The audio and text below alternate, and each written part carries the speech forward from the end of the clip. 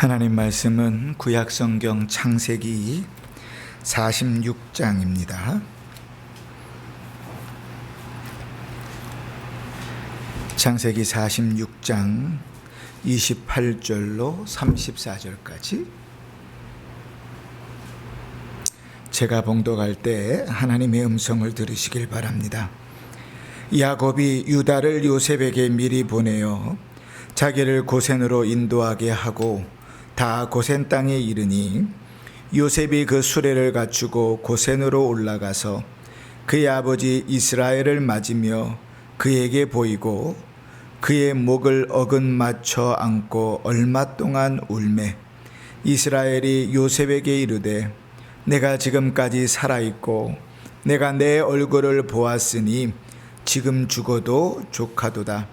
요셉이 그의 형들과 아버지의 가족에게 이르되 내가 올라가서 바로에게 아뢰어 이르기를 가나안 땅에 있던 내 형들과 내 아버지의 가족이 내게로 왔는데 그들은 목자들이라 목축하는 사람이므로 그들의 양과 소와 모든 소유를 이끌고 왔나이다 하리니 바로가 당신들을 불러서 너희의 직업이 무엇이냐 묻거든 당신들은 이르기를 주의 종들은 어렸을 때부터 지금까지 목축하는 자들이온데 우리와 우리 선조가 다 그러하니이다 하소서.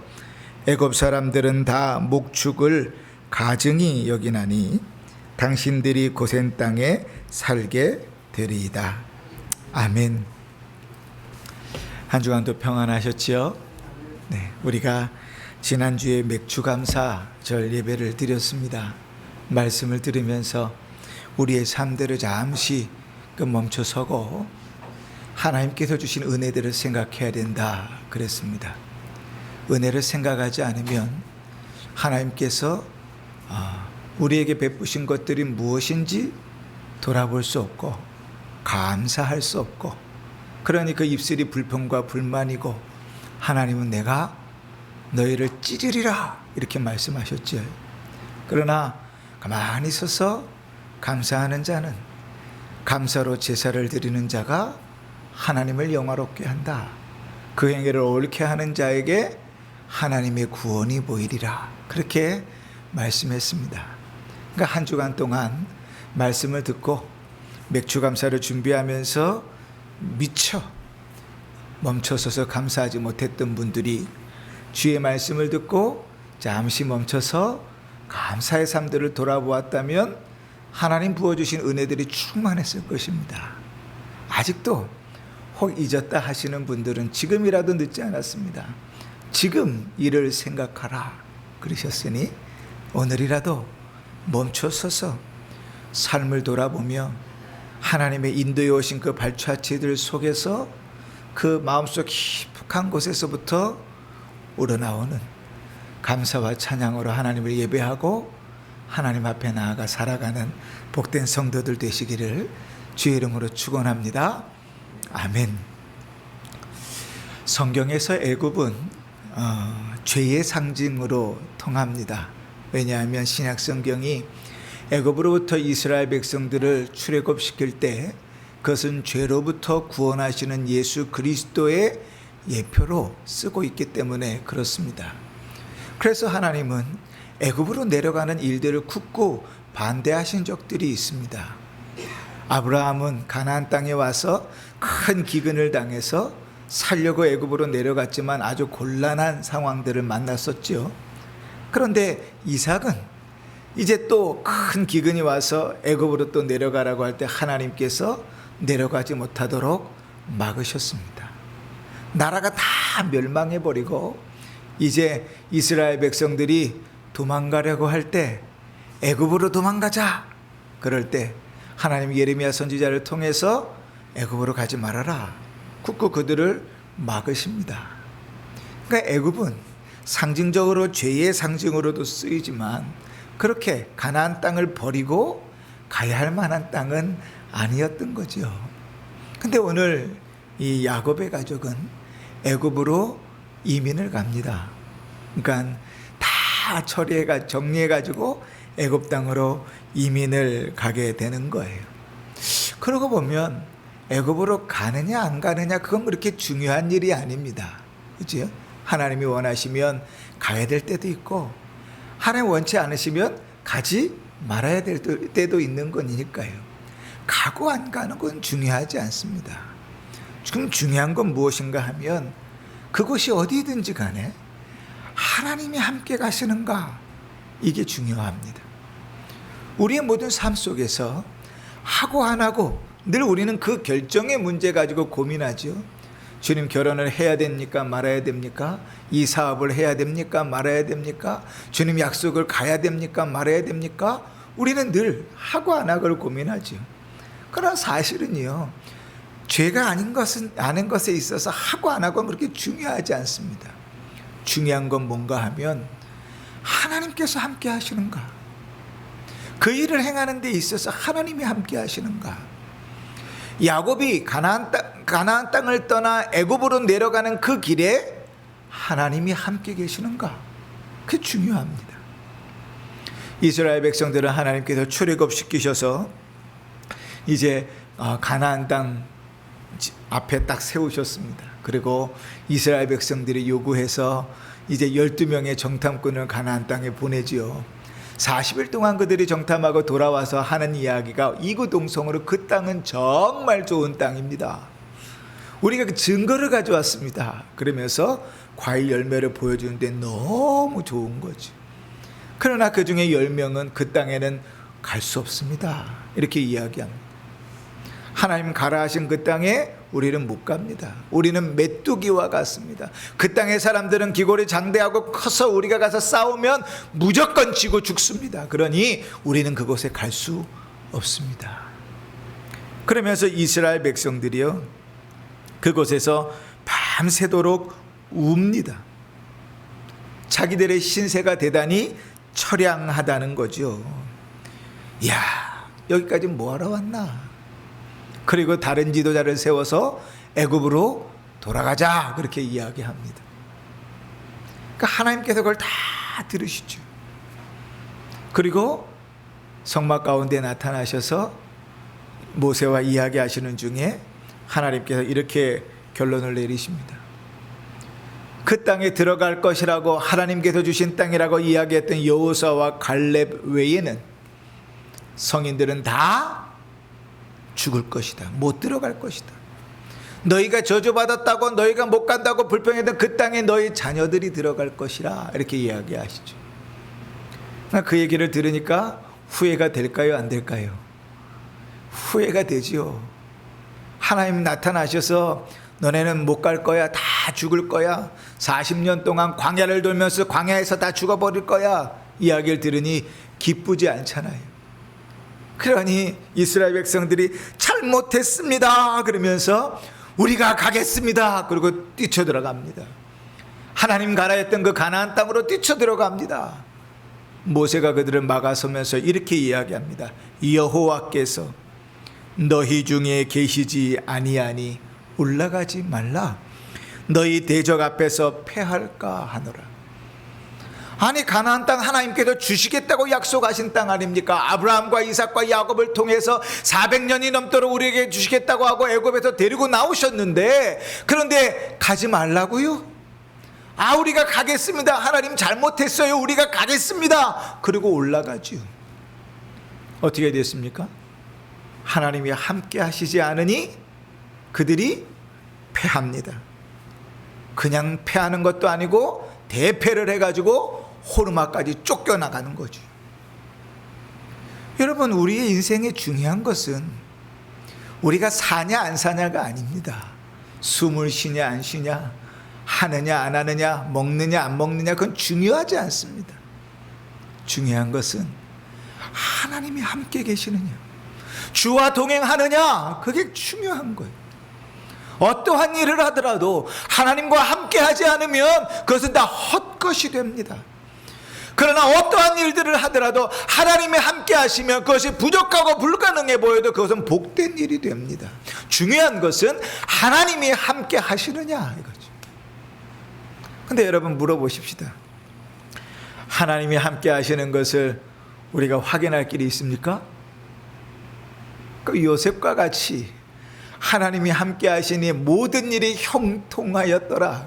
그러면 좀 낫겠는데, 하나님이 함께 계시는지 안 계시는지 확인할 길이 없지요. 우리의 눈으로는 그 함께 계시는 하나님이 보이지 않으니 말입니다. 그죠? 그거 어떡할까요? 하나님이 함께 계시느냐 아니시냐가 가장 중요한 일인데, 주님과 동행하느냐 안 하느냐가 가장 중요한 일인데, 그 하나님이 나와 동행하시는지 확인할 길이 없어요. 그럼 어찌해야 되겠습니까? 우리 눈으로 확인할 방법이 없습니다.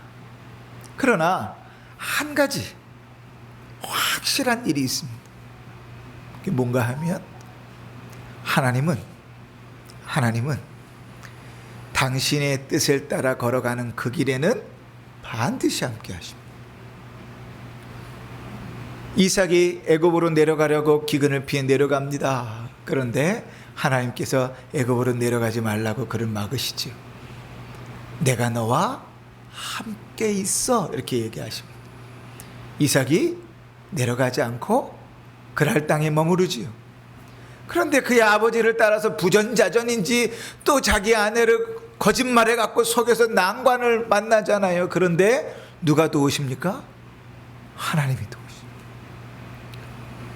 하나님의 뜻을 따라 머무는 그곳에는 하나님 함께 가시는 거예요. 이삭의 자기 아버지 이삭에게는 가지 말라 그랬던 그 애굽인데, 이제 야곱에게는 가라 그렇게 얘기합니다. 그냥 가는 게 아니라 집안 살림 다 싸가지고, 우리식으로 따지면 이민 가라. 그러는 이민 가라. 야, 가나안 땅 여기 팔레스타인 여기는 아니다. 이집트로 이민 가라. 그러면서 하나님 뭐라 그러십니까? 내가 반드시 너와 함께 가겠다. 여러분, 하나님의 뜻을 따라 걸어가는 그곳에는, 하나님은 눈에 보이지 않아도, 우리가 확인하지 않아도, 확인할 수 없어도 그 하나님은 언제나 함께 계십니다. 그러나 여러분, 우리가 아까 민수기 14장에서 살펴봤던 것처럼 하나님께서 가지 말라 하는데, 내가 너에게 주겠다고 대대로 약속했던 땅임에도 불구하고 하나님께서 마음이 바뀌셔서 너희는 가지 말라고 하는데, 그럼에도 불구하고 우리는 가겠습니다. 그러면 어떻게 돼요? 하나님께서 너희 중에 계시지 아니하니, 뭡니까?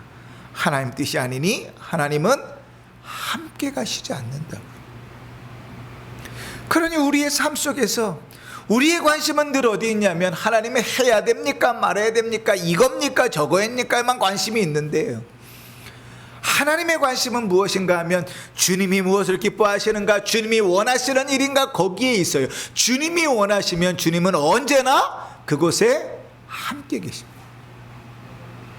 여러분, 다른 사람들에겐 다 원하는 것인데, 다른 사람들은 다 걸어가는 길인데, 나에게는 허락되지 아니한 길이 있습니다. 다른 사람들에게는 다 가지 말라고 하는데 나는 가라고 부르시는 길이 있습니다. 보편적이지 않아요. 그러나 하나님께서 우리에게 주시는 그 모든 길들을 우리는 하나님 뜻인가를 물어야 됩니다. 하나님 기뻐하시는 일입니까? 하나님 원하시는 일입니까? 그러면 가겠습니다. 왜요? 하나님께서 함께 계시니까요. 그러나 아무리 자명한 길이고 누구나 다 가는 길이고 모든 성도들이 하는 일임에도 불구하고, 하나님 나에게 원하시는 일이 아니면, 마치 가나안 땅을 들어가지 못했던 이스라엘 백성들처럼 하나님 함께하지 않으신다고요. 눈으로 확인할 수 없지만 우린 뭘로 확인할 수 있어요? 주님의 뜻을 분별해서 확인할 수 있는 것입니다. 하나님의 뜻을 따라 가는 곳에 하나님이 함께 계십니다. 하나님의 뜻을 따라 가는 길을 하나님께서 인도하십니다. 요셉을 통해 고센 땅으로 인도하셨던 것처럼 말이죠. 자, 그렇게 하나님의 뜻을 따라 자기 아버지에게도 허락되지 않았고 이스라엘 백성들에게도 허락되지 않았던 애굽 땅으로 이제 야곱은 가족을 이끌고 들어갑니다. 그런데 믿는 구석이 어디 있어요? 믿는 구석이 아들이죠, 그죠? 그 아들이 꽤 잘났습니다. 그죠? 애굽이라는 나라에서 왕 다음으로, 바로 다음으로 권세와 능력과 부를 가지고 있는 사람. 그러니 이 야곱의 가족들이 들어가는 일들이 얼마나 기쁨이었겠어요. 그지요? 그런데 그렇게 인도함을 받아서 도착한 것이 어디입니까? 고센 땅입니다. 자, 여러분, 자, 이게 좀 비유가 좀 이상할 수 있는데 용서하십시오. 여러분 자녀들이 이제 외국에 삽니다. 외국에 사는데 성공해가지고요, 집도 막 으리으리하게 크고 집안에 수영장도 있고 집에 방이 막 10몇 개씩 되고 화장실도 막 여러 개가 되고 막 일하는 사람들도 뭐 되게 많고 이러한 집에서 사는데, 이제 우리 부모님을 모시겠다고 초청을 해서 부모님을 모셨어요. 그런데 다 쓸어가는 초라한 아파트 여기서 사십시오. 그리고 딱 살려고 하면 여러분 기쁘겠습니까? 괴롭겠습니까? 어떤 마음이겠어요? 미쳤나? 이제 아니 자기 집에서 같이 살게 하지. 아니 자기 옆집이라도 얻어주지. 이게 지금 뭐 하는 짓인가? 이 부모라고 불러가지고 이게 뭐 하는 일인가? 그러겠지요. 그런데 여러분, 요셉이 야곱의 가족을 다 애굽 땅으로 불러서 같이 살았습니까? 따로 살았습니까? 모르겠어요. 자, 29절 보십시다. 요셉이 그 수레를 갖고 고센 땅으로 올라가서 같이 살았습니까? 따로 살았습니까? 따로 살았어요. 요셉은 꽤 괜찮은 집에 살았어요. 나라의 2인자이고 나라를 다스려야 되니 아마도 가장 발달된 도시의 수도에 가장 좋은 집에서 살고 있었을지 몰라요. 근데 그 가족들은 어디로 데려갔어요? 고생 땅으로 데려갔어요. 이유가 뭡니까? 첫 번째 이유는 애굽 사람들이 히브리인들은 부정하게 여깁니다. 우리가 예전에 한번 살펴봤죠. 이제 요셉이 이제 자기 형들을 가지고 자기 집에서 식사를 하는데 상을 몇 개를 차렸어요? 3개를 차렸어요. 요셉상 하나 따로 있고 애굽 사람 상 따로 있고 그리고 요셉의 형제들 상 따로 있었어요. 그러면서 뭐라 그러죠? 애굽 사람들은 히브리인들과 같이 식사하는 것 자체가 부정하게 여긴다. 그러니까 이 부정하게 여긴다, 이게 좋은 말이고요, 더럽게 여긴다는 거예요. 야, 저는 더러운 것들하고 한 상에서 먹겠는가? 그런데 여러분, 그런 사람이 권세와 능력을 가진 그 가족으로 낙하산으로 딱 애굽 안에, 도시 안에 들어왔습니다. 사람들이 야, 역시, 그러면서 그를 칭송할까요? 아니면 겉으로는 하 웃으면서 속으로는 알랑방구 닦일까요? 그렇죠. 요셉 무서워서 함부로 말도 못하고 대하지도 못하지만 야곱의 가족에겐 히브리인이라는 것 자체가 핸디캡이죠. 그 자체가 약점이에요. 더더군다나 직업이 뭐였어요? 야곱의 가족들은 목축업이죠. 목축업. 그런데 애굽 사람들이 목축업을 어떻게 여겼다고요? 34절 맨 마지막에 보면 애굽 사람들은 다 목축을 가증히 여기니. 어떻게 여겼다고요? 가증히 여겼다고요. 여러분, 좀 이해를 좀 쉽게 하려면, 모르겠습니다. 우리 원로 목사님 사모님이나 원로 목사님이나 뭐 권사님들 정도 연세 땐 그랬을지 모르겠는데, 옛날에요, 그거보다 더 오래전이네요. 죄송합니다. 옛날에 우리나라에 계급이 나눠져 있었습니다. 양반, 상놈, 천민, 뭐 이렇게 나눠져 있었잖아요. 그 맨 밑에가 누군지 아십니까? 백정입니다. 백정. 백정 뭐 하는 사람이에요? 소 잡고 돼지 잡는 사람. 그들이 잡은 고기는 사 먹어도, 그들에게 똥물을 끼얹어도 그들은 항변할 수도 없고 가장 낮은 사람. 애굽 사람들이 이 히브리인들을, 목축하는 사람들을 어떻게 여기냐면 그렇게 여기는 거예요. 가증히 여긴다는 말은 그런 말입니다.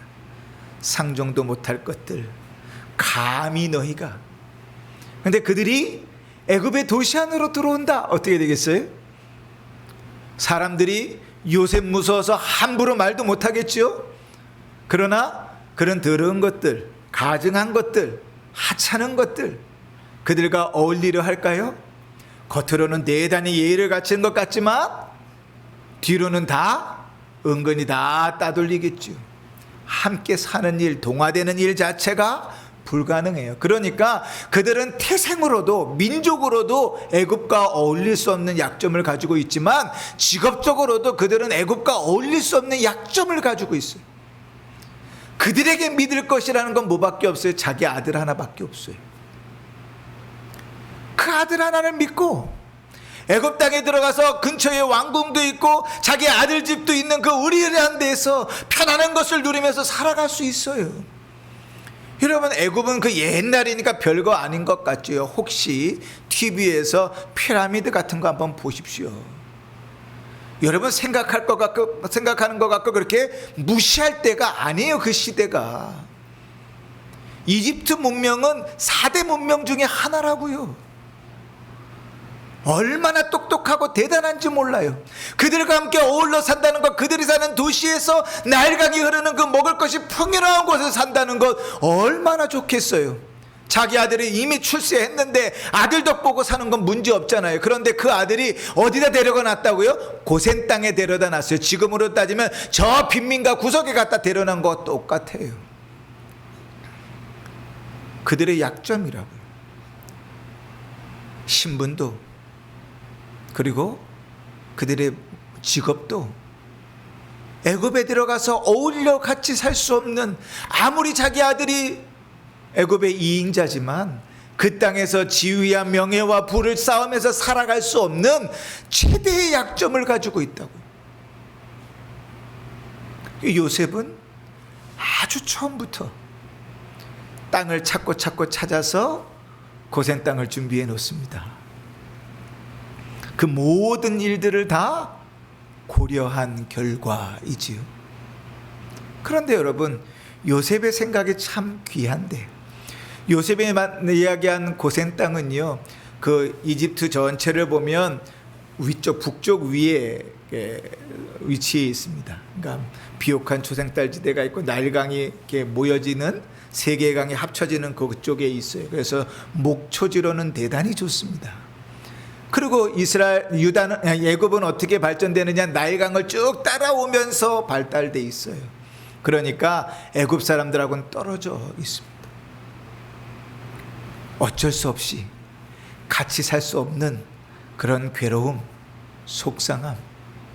그러나 여러분, 그렇게만 보면 자식이 출세했는데도 좋은 집에 살지 못하고, 자식이 출세했는데도 누리지 못하고, 자식이 출세했는데도 함께하지 못하는 이 괴로움, 이렇게만 볼 것이 아니라 누가 함께 계신다고요? 하나님이 함께 가시죠. 하나님이 함께 계시니 어떻게 변합니까? 그들의 최대의 약점 때문에 어쩔 수 없이 동화되지 못하는 줄 알았는데 하나님은 그 고센 땅에서 이스라엘 백성을 민족으로 만들어 가십니다. 어쩔 수 없이 떨어져 있는 그 삶 가운데서 하나님은 애굽의 문명과 그들의 신과 격리되어 하나님을 잘 섬기며 살아갈 수 있게 만듭니다. 더더군다나 430년이 지나서 이제 하나님께서 모세를 통하여 이스라엘 백성을 출애굽시키실 때에 바로 주님의 무릎 앞에서 애굽을 떠나 가나안 땅으로 들어갈 수 있는 아주 좋은 위치에 머물러 있게 되죠.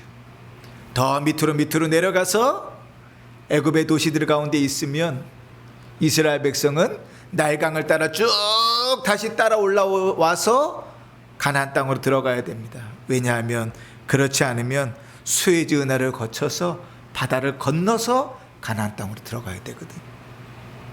그러니 사랑하는 성도 여러분, 하나님이 함께 하시니까요, 지금 분명히 약점이고 문제인 것 같은데 그 약점과 문제가 전혀 이스라엘 백성에게 문제가 아닙니다. 이스라엘 백성이 살았던 그 고센 땅은요, 제대로 된 성 하나 없었던 땅이에요. 이제 요셉의 시대가 다 지나고 출애굽할 때쯤 되어서 그곳에 굳고 성을 짓기 시작했어요. 누구를 들어서?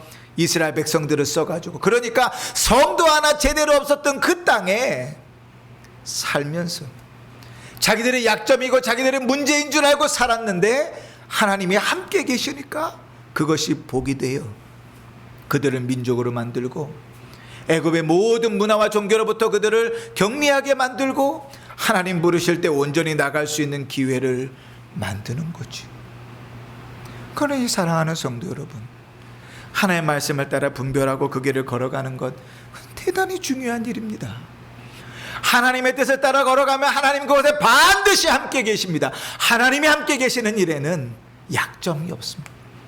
우리 어떤 약점이라 할지라도 하나님이 함께 걸어가시면 그 약점은 우리의 강점이 되고 그 약점은 우리의 힘이 되고 그 약점은 우리의 선이 됩니다. 하나님께서 바울에게 그를 다메섹 도상에서 부르셨을 때 바울은요, 인간적으로 보면 패가 망신했습니다. 그냥 살아갔으면 당시의 상위 1%의 사람으로 살아갔을 텐데 그가 예수를 믿었기 때문에 강도를 당하고 돌매질을 맞고 위협을 당하고 죽음의 위기에 처하면서 40의 하나 감한매를 맞으면서 그렇게 살았다고요. 복음 전하면서.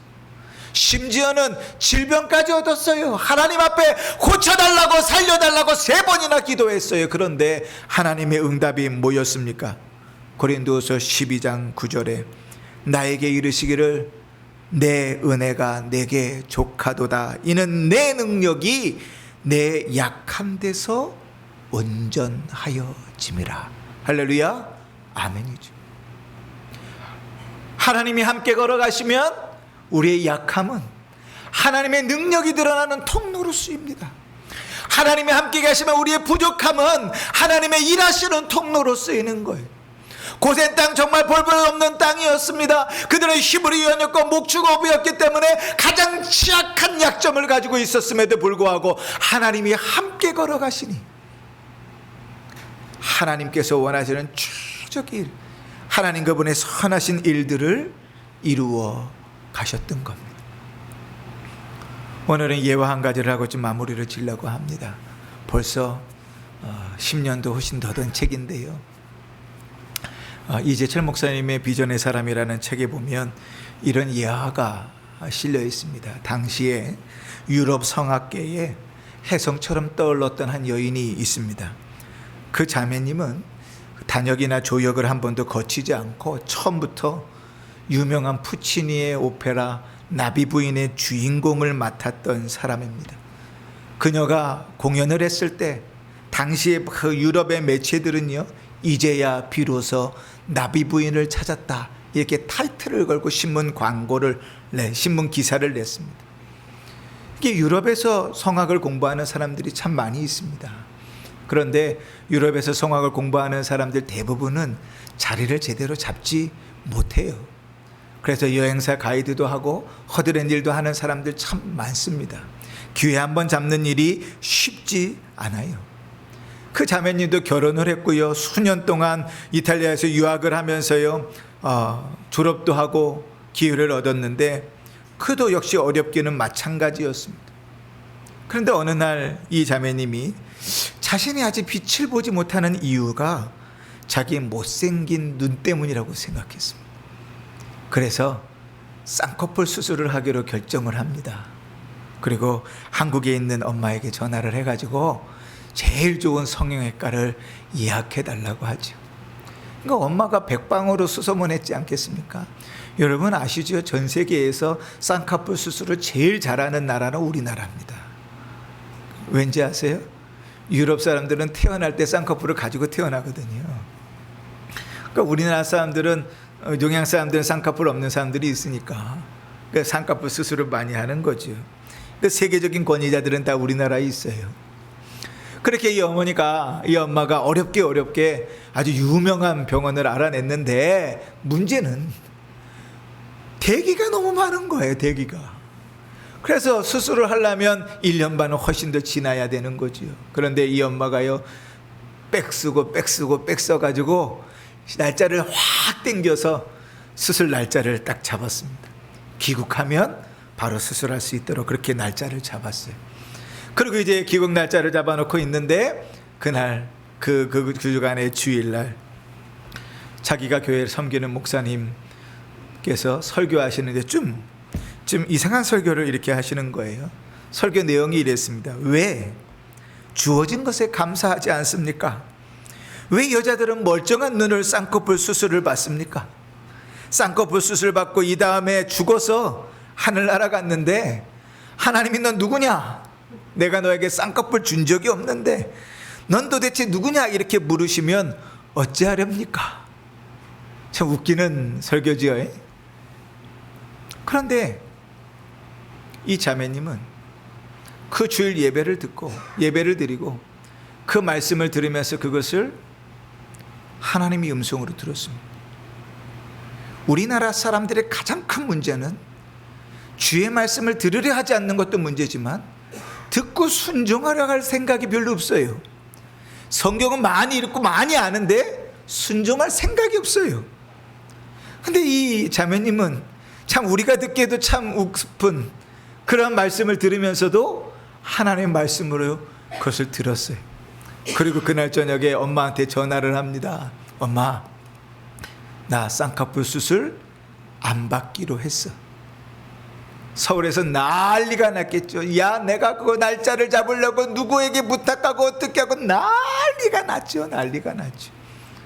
엄마하고 몇 번을 싸웠지 않겠습니까? 근데 이 자매님은 수술을 하지 않고 수술하는 날에 수술을 예약한 날에 잡혀있는 아주 소규모 콩쿠르에 참가했습니다. 그리고 이 자매님은 그 콩쿠르에서 뜻밖의 대상을 수상합니다.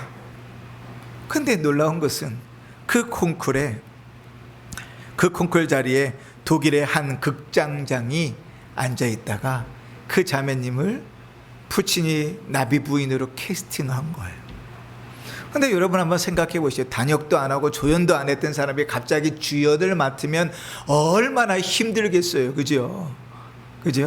이제 신앙생활 한 번도 안 해본 사람이 신학교 졸업하자마자 담임 목사라고 하면 얼마나 힘들겠어요. 그죠? 너무 힘든 거예요. 그래서 너무 힘들어서 막 버티다가 어느 날은 단장님을 만나서 이렇게 물었습니다.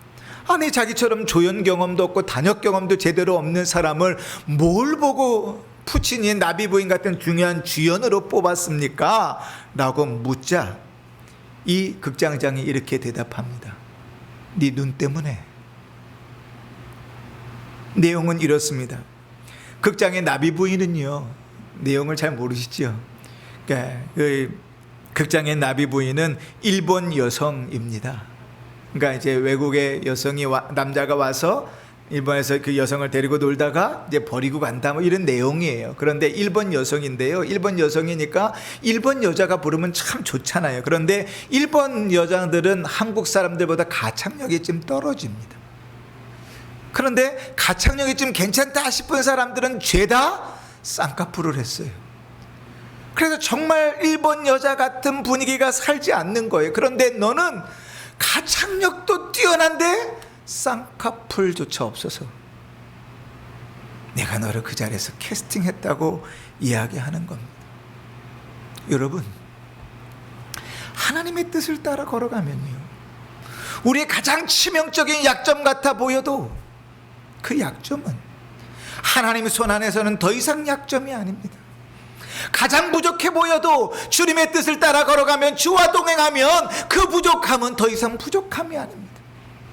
약한 데서 하나님의 강함이 드러납니다. 부족한 데서 하나님의 능력이 드러납니다. 그게 신자가 살아가는 삶이고 신자가 살아가는 재미입니다.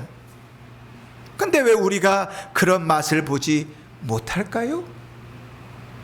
왜 우리가 하나님께서 약한 가운데 우리를 강하게 하시는 그 능력을 맛보지 못합니까? 주와 동행하지 않기 때문에 그렇습니다. 주님의 뜻을 따라 걸어가지 않기 때문에 그렇습니다. 하나님께서 함께 하시지 않기 때문에 그렇습니다. 우리에게 중요한 것은 하느냐 아니냐 그 형식이지, 하나님이 원하시는 일이냐, 주와 함께 걸어가느냐에 별로 관심이 없거든요. 뭐만 하면 돼요. 결과만 좋으면 돼요. 그런데 주님의 관심은 어디 있어요? 애굽으로 가는지 안 가는지 중요하지 않아요. 가나안 땅으로 들어가는지 안 가는지 중요하지 않아요. 하나님과 함께 가느냐 안 가느냐가 주님께는 중요하다고요. 주님의 뜻을 따라 걸어가느냐 아니냐, 그것이 중요하다고요. 아무리 치명적인 약점을 갖고 있고 날 때부터 태생부터 문제를 가지고 태어났다 할지라도 주님께서 함께 가시면 그것은 더 이상 약점이 아니라 하나님의 선하신 일을 이루는 중요한 도구가 되는 것입니다. 사랑하는 성도 여러분, 고센 땅은 화려한 도시가 아닙니다. 성도 제대로 없는 곳입니다. 그러나 야곱의 이름은 요셉을 배경으로 충분히 누릴 수 있는 것들을 다 내려놓고 고생 땅으로 들어갑니다. 인종과 직업의 치명적인 리스크들은 그들이 그 땅에서, 애굽 땅에서 제대로 누리면서 편안하게 살아가는데 가장 큰 걸림돌이었습니다. 그러나 하나님이 함께 가시니까, 하나님이 일하시니까 고센 땅 같은 곳에 머물러 있으면서도 하나님은 그곳에서 하나님의 선한 일을 이루어 가시는 것입니다. 결국 어쩔 수 없이 고센에 정착한 것처럼 보이지만 갈 데가 없어서 요셉이 찾다가 고센밖에 없구나라고 생각했을지 모르지만 하나님이 함께 계신, 그것은 그들에게 가장 좋은 장소가 되어지는 것입니다. 사랑하는 성도 여러분, 하나님이 원하시는 것이 무엇인가? 하나님의 뜻이 무엇인가? 그것을 아는 것이 중요합니다. 우리의 삶 속에 하나님 뜻을 알기 전에, 주님이 동행하시는 일들이 있기 전에 먼저 움직이는 삶들이 있습니까? 잠시 멈춰 서십시오. 잠시 멈춰 서시고 주님의 뜻을 분별하십시오. 주님이 무엇을 원하시는지 분별하십시오. 그리고 주와 함께 그 길을 걸어가십시오. 우리의 치명적인 약점과 가장 큰 많은 리스크를 가지고 있는 것처럼 보일지라도 주님이 함께 계시면 그곳에서는 하나님의 선한 일들이 이루어질 것입니다. 우리가 늘 암송하는 로마서 8장 28절에 우리가 알거니와 하나님을 사랑하는 자, 곧 그 뜻대로 부르심을 입은 자들에게는 모든 것이 합력하여 선을 이루느니라. 이 은혜가 주의 뜻을 따라 살아가는 우리 모든 성도들에게 이번 한 주도 충만하기를 주의 이름으로 축원합니다. 아멘. 찬송가 440장을 함께 찬송하십시다. 찬송가 440장입니다.